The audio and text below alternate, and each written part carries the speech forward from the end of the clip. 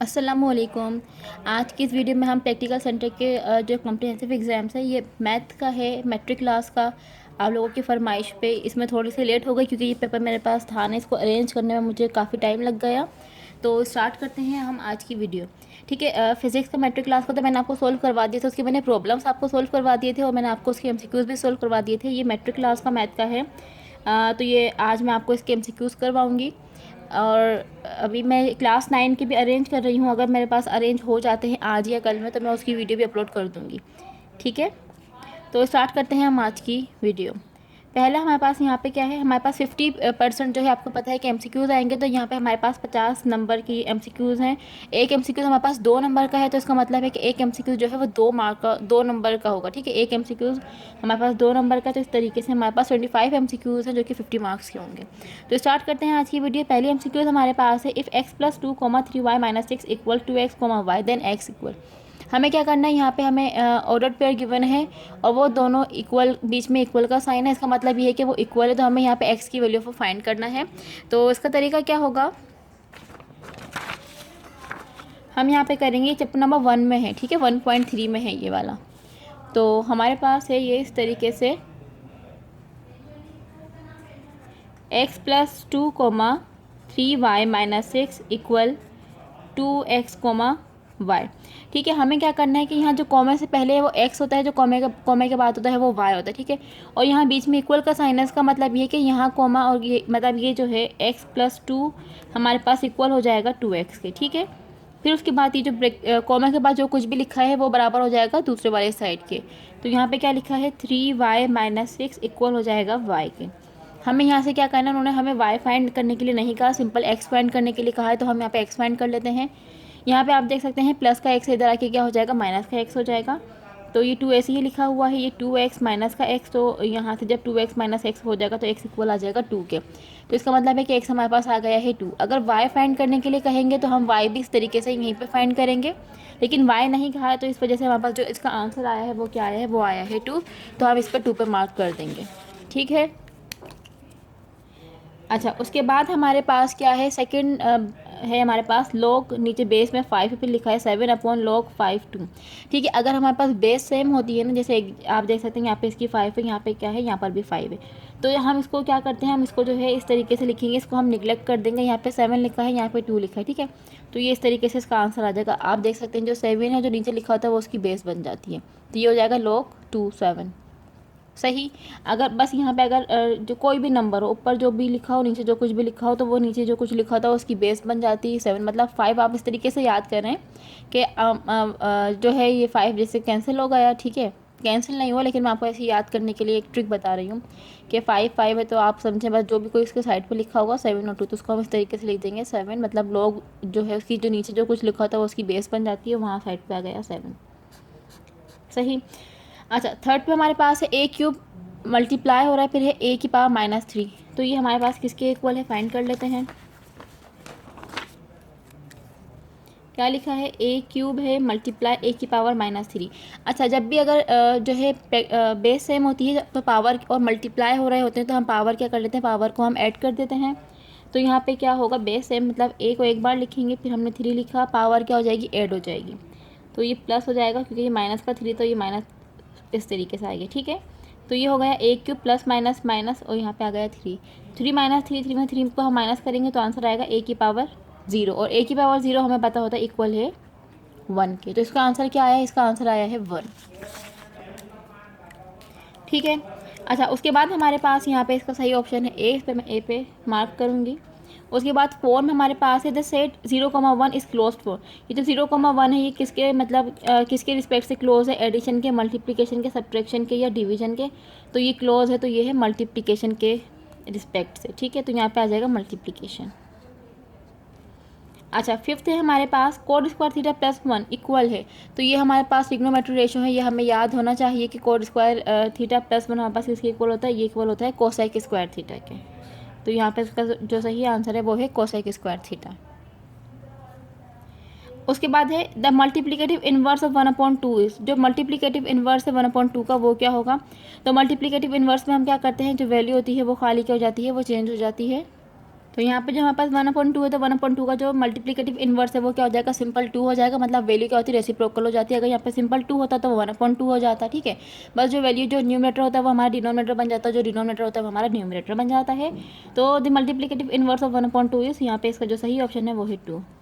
अच्छा, उसके बाद है इन द रिलेशन आर, ये हमारे पास एक सेट गिवन है 2,3, 2,6, 2,3। तो यहाँ पे बोला है द डोमेन ऑफ आर, मतलब ये जो हमें सेट आर गिवन है इसकी जो डोमेन है वो क्या है। तो जो हमारे पास जो सेट गिवन होता है उसका जो पहला जो एलिमेंट होता है ना, फर्स्ट एलिमेंट, वो हमारे पास कहलाता है डोमेन, और जो सेकंड एलिमेंट है वो हमारे पास कहलाता है रेंज, ठीक है। तो यहाँ पे इसका फर्स्ट जो एलिमेंट है वो यहाँ पे 2 है, यहाँ भी 2 है, यहाँ भी क्या है 2 है, ठीक है। तो ये जो शुरू का जो पहला जो वर्ड एलिमेंट होता है वो हमारे पास होता है डोमेन। तो यहाँ पर भी 2 है, ये भी 2, ये भी 2।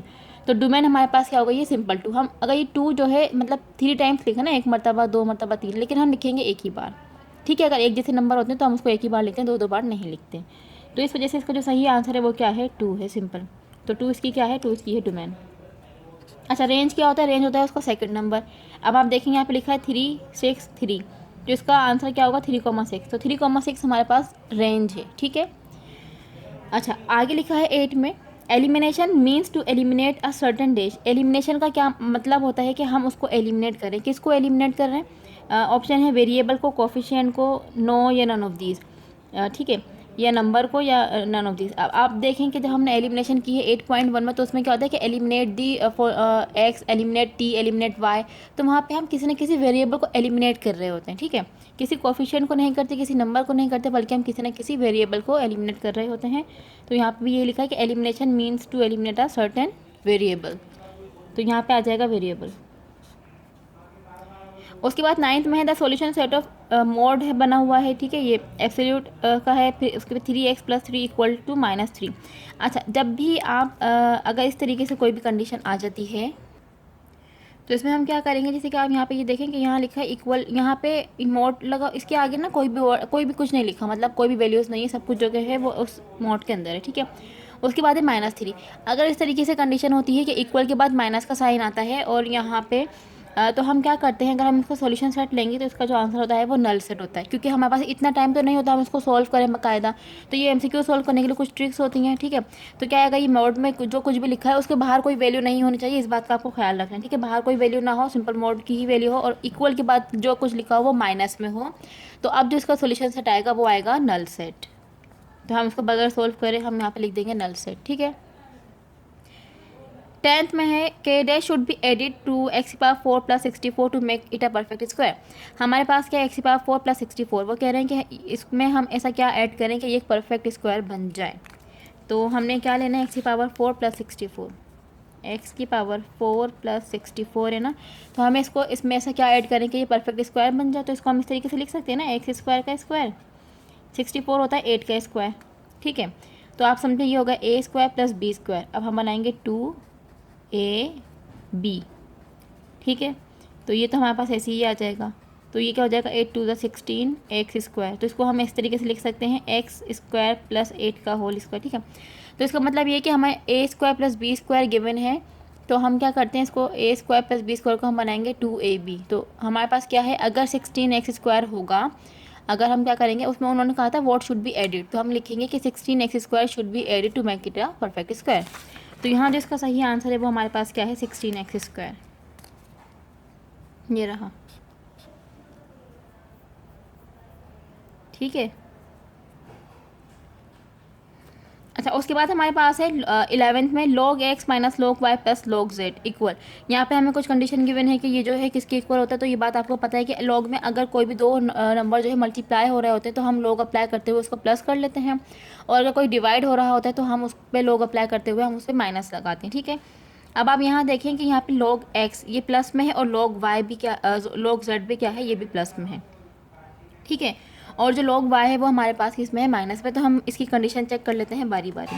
अब आप देखें ये है log, अब हम बारी बारी ना इसको इस तरीके से log अप्लाई करके देखते हैं क्या होता है।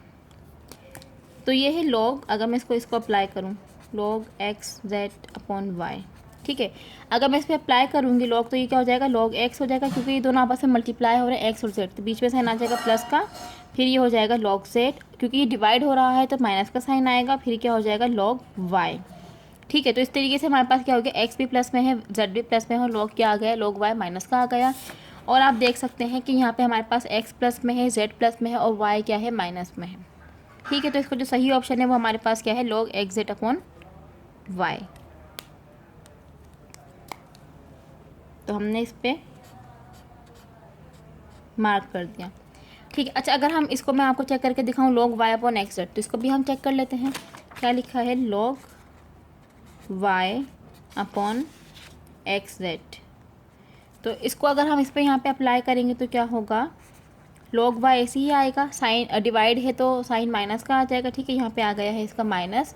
उसके बाद क्या होगा, हम ब्रैकेट लगा देंगे, ब्रैकेट मतलब हम बनाएंगे, तो उसके बाद आ जाएगा लॉग, क्योंकि ये दोनों मल्टीप्लाई हो रहे हैं तो लॉग एक्स मल्टीप्लाई हो रहे हैं एक्स और जेड, तो यहाँ पे बीच में साइन आ जाएगा प्लस का, और ये हो जाएगा लॉग जेड।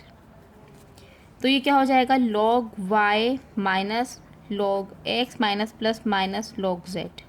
आप देख सकते हैं यहाँ पे x भी माइनस में आ रहा है और z भी माइनस में आ रहा है, जबकि हमारे पास जो ऑप्शन है उसके अंदर हमारे पास जो है सिर्फ y माइनस में था। ठीक है, तो इसका मतलब ये है कि ये ऑप्शन नहीं है। तो आप बारी बारी इस तरीके से आप पेपर में चेक करते रहेंगे, जो आपका सही आंसर आएगा। तो इत्तेफाक से यहाँ मेरा पहला ऑप्शन ही ठीक था, तो इस पर हमने मार्क कर दिया।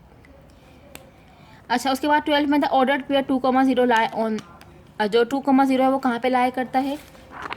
तो हमारे पास जो 2,0 इन्होंने कहा है, तो हम जो ग्राफ अगर हम ड्रॉ करें, ठीक है, तो ये 1 है, ये 2 है, ऐसा ही है, ये एक्स एक्सेस है ना, 2,0 मतलब y 0 है, 2 हमारे पास क्या है, ये रहा, तो पॉइंट ये रहा, यहाँ लाई कर रहा है, तो कहाँ पे लाई कर रहा है, एक्स एक्सिस पे ही लाई कर रहा है। ठीक है, क्योंकि ये y तो यहाँ पे 0 है, तो इसलिए हम यहाँ पे क्या लिखेंगे, ये आ जाएगा यहाँ पे एक्स एक्सिस पे, ना ही ये फर्स्ट क्वाड्रेंट। आप देख सकते हैं फर्स्ट क्वाड्रेंट ये वाला पोर्शन होता है फर्स्ट क्वाड्रेंट। ठीक है, ये यूँ होता है ना, ये पहला होता है, ये दूसरा होता है, ये तीसरा होता है, ये चौथा होता है। लेकिन अगर इस लाइन पे लाई करता है तो वो एक्स एक्सिस होता है, और अगर ये वर्टिकल लाइन पे लाई करता है तो वाई एक्सिस होता है। तो ये क्या है, क्योंकि ये हॉरिजॉन्टल लाइन पे है तो यहाँ पे आ जाएगा x axis.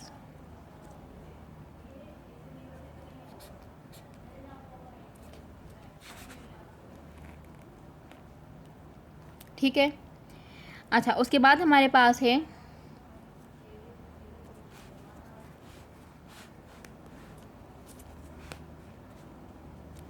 An angle inscribe in a minor arc. तो जो एंगल माइनर आर्क में जो वो होता है एंगल, वो हमारे पास होता है ऑब्ट्यूस एंगल, तो यहाँ पे हम लिख देंगे एन ऑब्ट्यूस एंगल।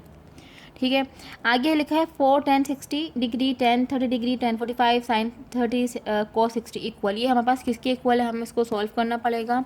तो इसको सॉल्व कर लेते हैं, इसको मैं कॉपी कर लेती हूँ यहाँ पे। तो ये मैंने कॉपी कर लिया। हमें अब क्या करना है, यहाँ पे हम बारी बारी इसकी वैल्यूज़ को पुट करेंगे। तो 4 की जगह मैं 4 ऐसे ही लिख दूँगी।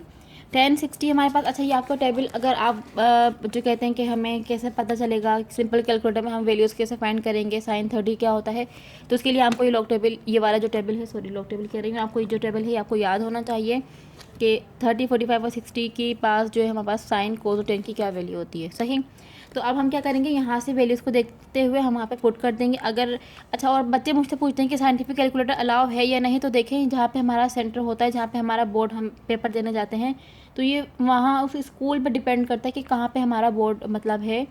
तो वहाँ के जो टीचर्स हैं वो किस तरीके से हैं, वो अलाउ करते हैं या नहीं, ये सब वहाँ पे इस चीज़ पर डिपेंड करता है। ठीक है, काफ़ी स्कूल्स में अलाउ कर देते हैं, काफ़ी में अलाउ नहीं करते। ठीक है, तो कुछ इस बारे में कहा नहीं जा सकता।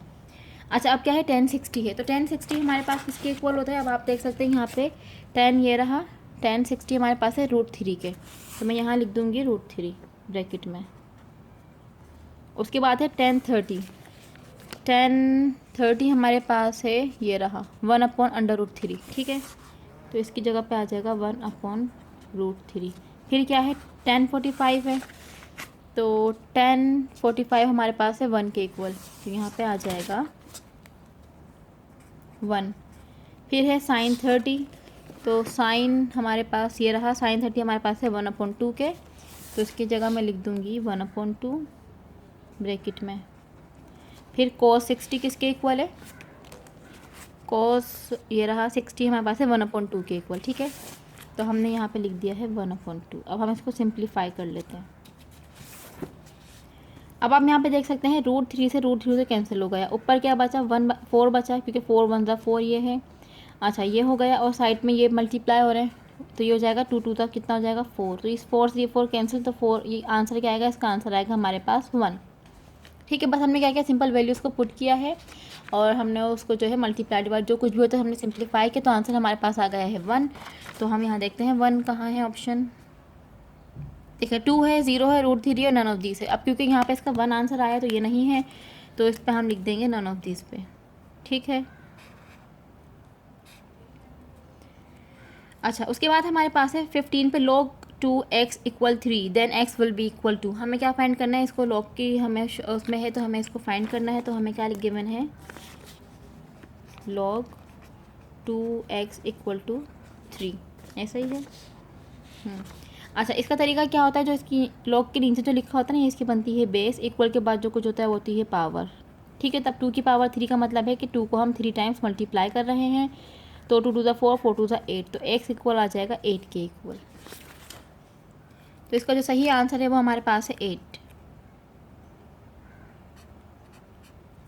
ठीक है, अच्छा उसके बाद क्या है, √x, रूट के अंदर x है, बाहर y है, x इक्वल जो रूट के अंदर लिखा होता है वो क्या होता है, वो हमारे पास होता है रेडिकेंड। जो कोई भी रूट के अंदर लिखा है वो रेडिकेंड होता है, जो रूट के बाहर लिखा होता है छोटा सा वो होता है इंडेक्स। तो क्योंकि उन्होंने हमसे x पूछा है तो x हमारे पास है रेडिकेंड। 17 में है द डिग्री ऑफ पोलिनोमियल, हमें एक एक्सप्रेशन गिवन है, उस पर उन्होंने कहा है कि इसकी डिग्री ऑफ पोलिनोमियल क्या है। तो डिग्री ऑफ पोलिनोमियल में हम क्या करते हैं कि जितने भी यहाँ पे वेरिएबल्स होते हैं ना, बीच में आप देखें x की पावर 6 है, तो इसकी पावर यहाँ 6 हो गई। ठीक है, यहाँ है x की पावर 5 प्लस y की पावर 5। ठीक है, इनके दरमियान कोई साइन नहीं है ना, तो हम इनकी पावर को ऐड कर लेंगे, इसकी 5 इसकी 5, इसकी कितनी होगी 10। ठीक है, यहाँ प्लस का साइन आ गया, यहाँ पे क्या आ गया 6, मतलब इस x की पावर से इसकी 6 है, इसकी 10 है, इसकी क्या है 6। तो जो डिग्री ऑफ पोलिनोमियल जो सबसे ज़्यादा पावर आती है ना, वो होती है उसकी डिग्री ऑफ पोलिनोमियल। अब यहाँ पे आप देख सकते हैं यहाँ 6 है, यहाँ 10 है, यहाँ 6 है, तो ज़्यादा क्या हुआ 10 हुआ। तो इसका मतलब ये कि इसकी जो डिग्री ऑफ पोलिनोमियल है वो क्या है, वो है 10। 18 में हमारे पास है इफ़ a 6 3 6 -1 a ट्रांसपोज, हमें a ट्रांसपोज फाइंड करना है। ट्रांसपोज का मतलब ये होता है कि जो हमारे पास रो होती है वो कॉलम बन जाएगा, जो कॉलम है वो रो बन जाएगा। ठीक है, अब आप देख सकते हैं 6 ये हमारे पास रो है। ठीक है, और ये हमारे पास कॉलम है इस तरीके से, तो ये 6 और 6 है। चाहे तो आप रो को कॉलम बना दें या कॉलम को रो बना दें, बात एक ही होती है। अब यहाँ पे क्या है, ये एक रो 6 है, तो इसको मैं बनाऊंगी कॉलम, मतलब लंबाई वर्टिकल, हॉरिजॉन्टल लिखा हुआ मैं इसको वर्टिकल लिख दूंगी। तो ये हो गया 6 6 3 1 भी हॉरिजॉन्टल है, ये भी क्या आ जाएगा वर्टिकल, तो ये आ जाएगा 3 -1। तो ये हमने कर लिया इसको ट्रांसपोज। ट्रांसपोज में बस सिंपल ये होता है कि जो रो है वो कॉलम बनेगा और जो कॉलम है वो रो बन जाएगा। ठीक है, तो ये हमने जो है, अच्छा इसकी 18 MCQ था, अब 25 थे हमारे पास, तो बाकी के हमारे पास ये रहे।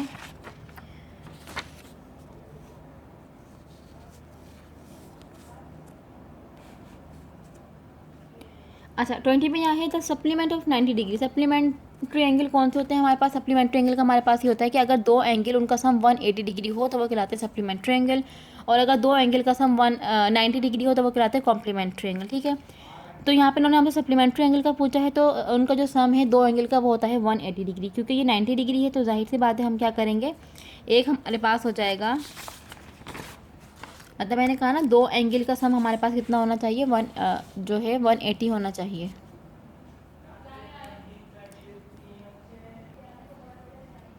तो एक है 90 डिग्री, फिर x है और इक्वल टू 180, मतलब एक एंगल तो हमें पता है, एक एंगल हमें नहीं पता, तो उसका जो सम है वो 180 ही होना चाहिए। ठीक है, क्योंकि वो सप्लीमेंट्री एंगल है। तो यहाँ प्लस का 90, वहाँ देखिए माइनस का 90 हो जाएगा, तो 180 डिग्री माइनस 90 डिग्री इक्वल हो जाएगा x हमारे पास 90 डिग्री के। ठीक है, तो यहाँ पे हम इस पर जो ऑप्शन है वो क्या है, वो है 90 डिग्री।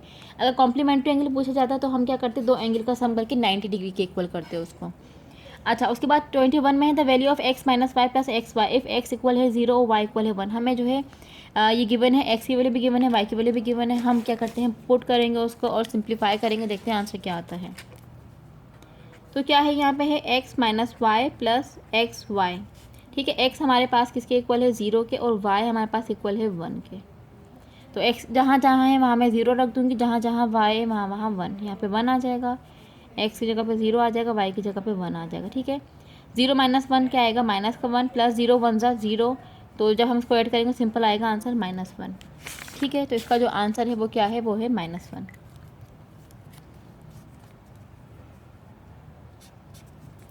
उसके बाद 22 पे हमारे पास है x-2, फिर है x-3 इक्वल टू 0।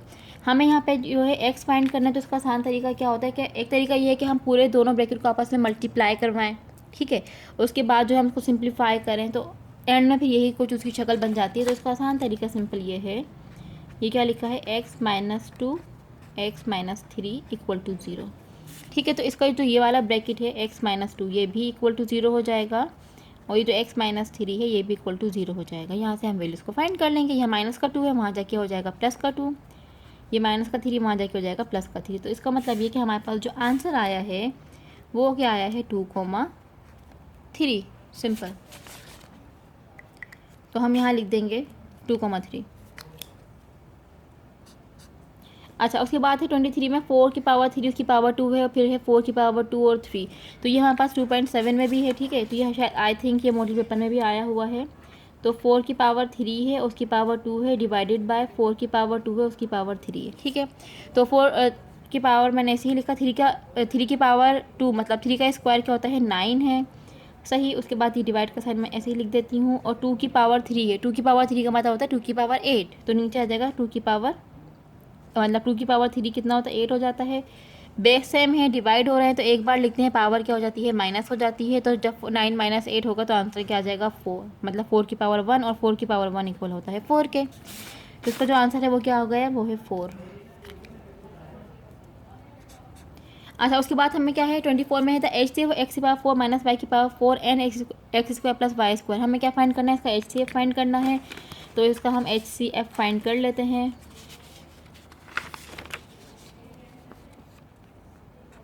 क्या है, x की पावर 4 - y की power 4 and x square plus y square. HCF लेने का तरीका क्या होता है, हम सिंपल जो है उसको हम उसको ब्रेक करके लिख रहे होते हैं, हम उसके फैक्टर्स करके लिख रहे होते हैं।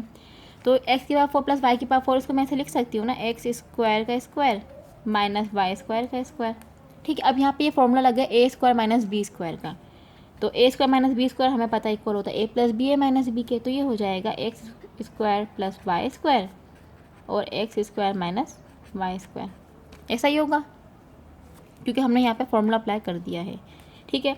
अच्छा, अब यहाँ पे भी मज़ीद ये एक्सपेंड हो रहा है यहाँ दोबारा, क्योंकि प्लस में तो कोई फॉर्मूला होता नहीं है, लेकिन यहाँ a square minus b square का दोबारा फॉर्मूला अप्लाई हो रहा है। तो हम यहाँ दोबारा फॉर्मूला अप्लाई कर देंगे, इसको मैं ऐसे ही लिखूँगी, और ये हो जाएगा x प्लस वाई और ये हो जाएगा x माइनस वाई। तो ये जितना सिंप्लीफाई हो सकता था मैंने इसको सिंप्लीफाई कर लिया। अब बारी है x square plus y square की, उसको हम ऐसे ही लिखेंगे। तो इसके जो अगर मैं फैक्टर्स बनाऊंगी तो इसके कोई फैक्टर्स नहीं बनते, सही। तो अब हम क्या करते हैं, जो दो वैल्यूज़ हमें गिवन होती हैं उनके हम फैक्टर्स उनको सिंप्लीफाई फॉर्म में कर लेते हैं। अगर जो उनके फैक्टर्स जो बनते हैं, जो कॉमन फैक्टर्स होते हैं, हम उस पर एक लूप बना देते हैं। ये हमारे पास एक्स की पावर 4 माइनस वाई की पावर 4 का है। ये जो फैक्टर्स हैं हमारे पास एक्स की पावर 4 माइनस वाई की पावर 4 के फैक्टर्स हैं, और ये हमारे पास x square plus y square का तो कोई फॉर्मूला ही नहीं होता, तो इसके कोई फैक्टर्स नहीं बने। तो हम जो कॉमन वैल्यूज होती है हम उसके लूप बना देंगे। तो आप देख सकते हैं ये कॉमन है, x square plus y square, ये क्या है, इसका ये कॉमन है, ठीक है। तो HCF क्या होता है, हाईएस्ट कॉमन फैक्टर। तो HCF में हम क्या करते हैं कि जो लूप हमारे पास बनता है, जो कुछ भी लूप में लिखा है वही हमारे पास आंसर होता है, ठीक है। जबकि LCM क्या होता है, लोएस्ट कॉमन फैक्टर होता है। LCM में क्या करते हैं, जैसे कि फॉर एग्जांपल ये मैंने लूप बना दिया, ये भी लिखते हैं, और बाकी जो रिमेनिंग जो वैल्यूज़ होती हैं हम उसको भी मल्टीप्लाई करवाते हैं, तो वो होता है LCM। HCF में बस हम जो कॉमन फैक्टर्स होते हैं उसको लिखते हैं, और LCM में हम कॉमन फैक्टर्स भी लिखते हैं और बाकी जो कुछ बचता है उन सबको भी मल्टीप्लाई करवा के लिखते हैं, ठीक है। तो इस तरीके से हमारे पास जो HCF है वो आया है x square plus y square. तो यहाँ पर इसका जो सही आंसर है वो है x square plus y square. अच्छा, उसके बाद 25 में the characteristic of log 5.723 is, हमें क्या फाइंड करनी है, कैरेक्टरिस्टिक फाइंड करनी हो। ये बात मैं आपको पहले भी समझा चुकी हूँ। कैरेक्टरिस्टिक का मतलब ये होता है कि हमें जो है जो कोई वैल्यू हमें गिवन होती है हम उसको 10 की पावर में करते हैं। मतलब ये है कि जो डेसिमल है वो पहले नॉन जीरो डिजिट के पास आना चाहिए। और आप यहाँ देखें कि यहाँ जो डेसिमल है वो ऑलरेडी नॉन जीरो डिजिट के पास ही है, 5 के पास ही, हमें डेसिमल को शिफ्ट नहीं करना पड़ेगा।